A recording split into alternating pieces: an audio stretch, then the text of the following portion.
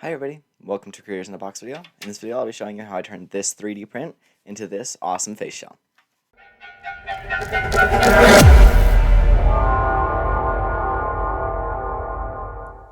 Alright, so let's get started with the obvious question some of you might be having.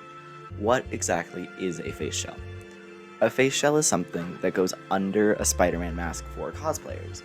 What it basically allows is it keeps the shape of Spider-Man, and also it allows the lenses to look a little bit cleaner, because instead of the lenses being stuck to the mask, they're actually stuck to the shell with magnets.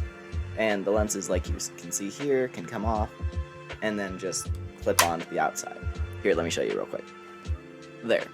Now it has the mask on, and it looks great, doesn't it? I think it looks amazing. And this is what cosplayers use. This is what allows it to give it a nice overall shape. Now, also keep in mind, not every cosplayer uses this. I know there are some that just prefer to just have the mask like he has in the comics, which is totally fair. Love those people just as much as everybody else. But I sell these on my Instagram. People can commission them. They just have to send me the file, and I will happily make it for them. It doesn't take more than a month usually, because it's good. It's a good build. I put a lot of effort and quality into mine, and I do it for a pretty cheap price given the market. Alright, but I am a Spider-Man cosplayer, as I'm sure you probably saw in the thumbnail, and this is what I do. This is why I make this. I have made, as you can see here, other ones. This is the one I use for my suit. It is a Gwen shell, but I don't do Gwen. I do my own Spider-Man. And then this one back here is a Todd McFarlane design.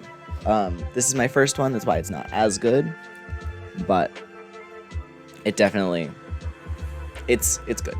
But okay, now that we've kind of done that, let's sort of get into the video. Alright, so this face shell was actually commissioned by somebody. Their name is asu.cause on Instagram, and the shell file is actually by @sensational on Instagram. I'll link them both below. Now, after printing, I had to remove all of the supports and everything just to make sure it looked nice and that it had a good shape.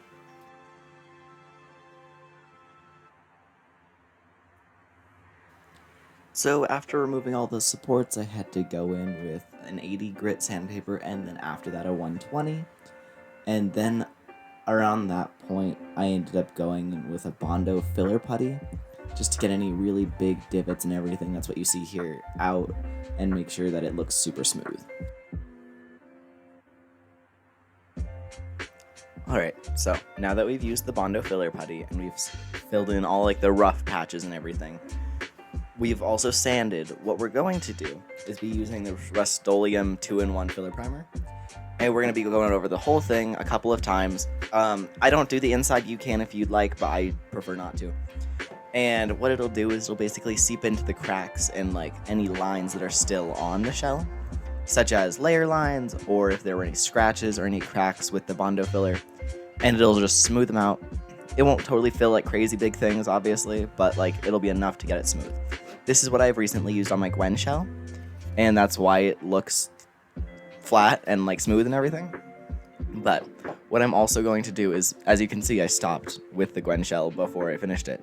So I'll be continuing that along with this shell for the rest of the video. So let's go give this a spray, and we'll see where we go from there.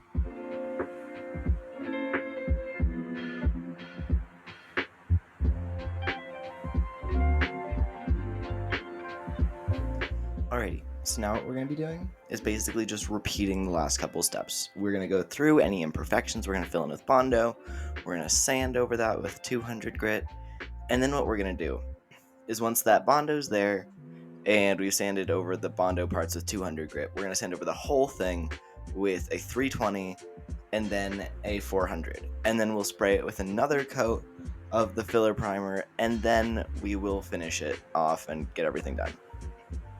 Let's do it.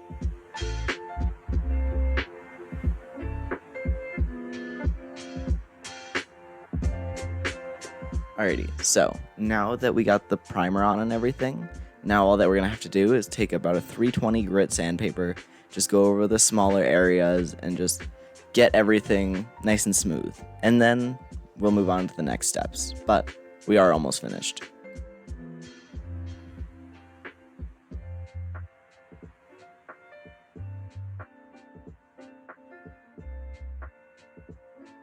Alright, so let's kind of take a step back now that we've sanded all of it.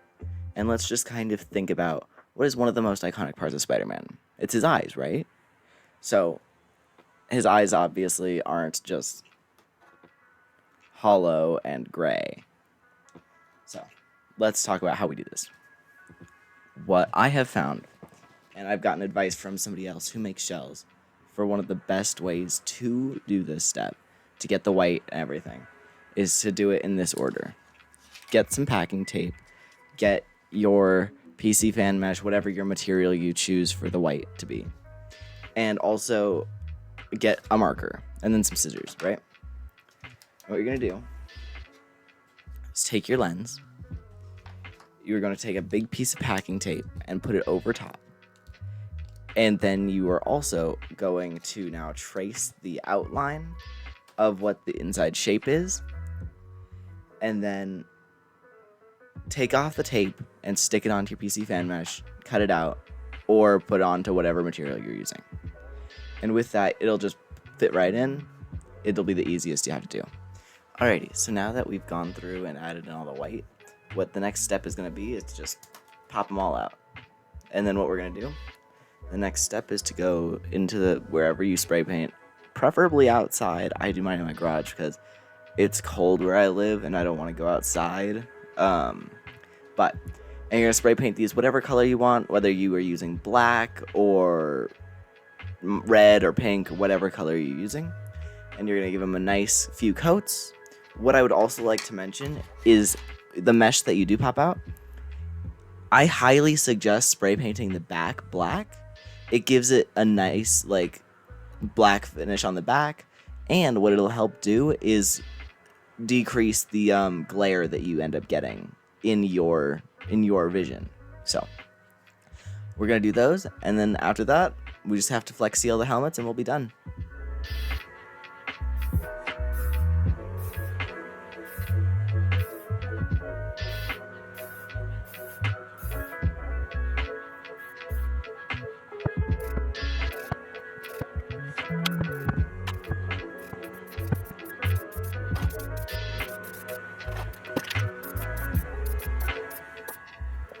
Alrighty, so now that we've gone through and painted everything, here's what the lenses look like now that they've been all finished. I used a satin finish for these.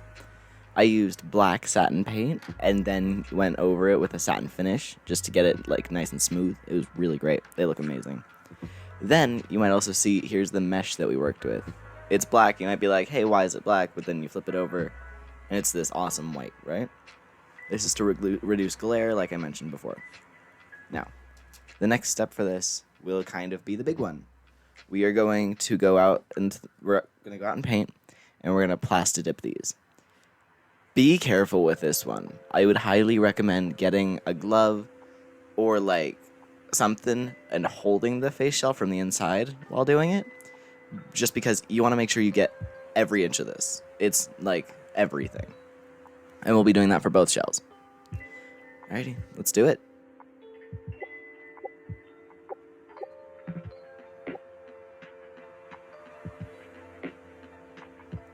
Alright, and while we're waiting for those to dry, what we're going to be doing is taking all the lenses, taking the backside here, and what I like to do is just get some black paint, just acrylic paint, and a brush, preferably a sponge brush, and just go over the back, paint it all black. Try your absolute hardest not to get any on the front. But the biggest part of this is just get on the back here. You don't have to do this step, it's just simply, it'll make it look nicer. But that's what I prefer to do, and that's what we'll be doing here in a second. Alright, so now that the shells are all finished, they look incredible. Previously I was using Plasti Dip, now I'm using Flex Seal, and Flex Seal I have to say looks 10 times better.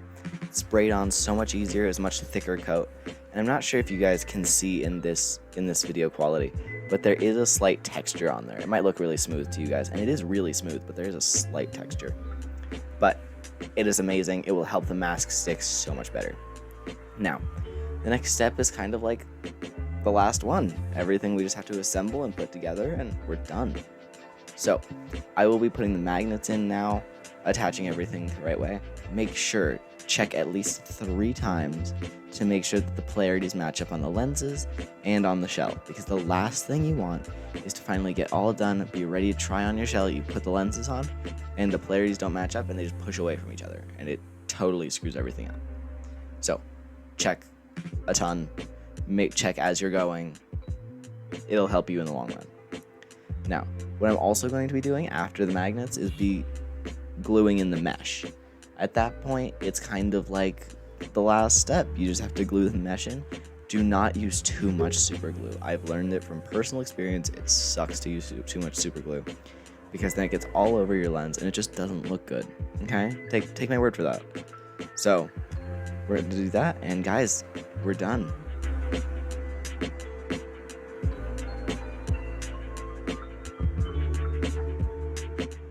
I do want to thank everybody who supported us through the making of this video, as well as I hope that you all enjoyed. Thank you so much for watching.